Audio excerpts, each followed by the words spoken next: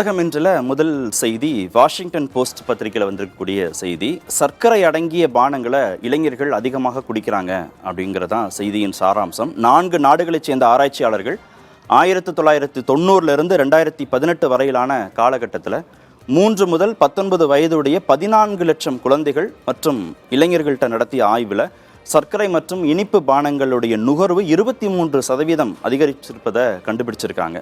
இதில் மற்ற நாடுகளை விட அமெரிக்காவில் தான் அதிகபட்சமாக 43% நுகர்வு அதிகரித்திருப்பதாக அந்த ஆய்வில் தெரிய வந்திருக்கு. அதுக்கு அடுத்து கார்டியன் பத்திரிகையுடைய செய்தி.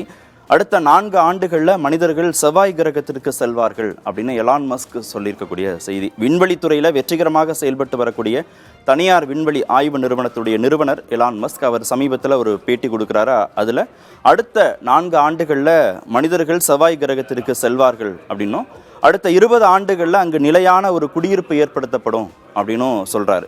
ஆனால் 2016ஆம் ஆண்டே 22ஆம் ஆண்டுக்குள்ள மனிதர்கள் செவ்வாய் கிரகத்திற்கு செல்வார்கள் அப்படின்னு எலான் மஸ்க் ஏற்கனவே சொன்னதை மீண்டும் இப்போ நினைவுபடுத்தி பலரும் அவரை இணையதளத்தில் கிண்டல் செய்திருக்கிறாங்க.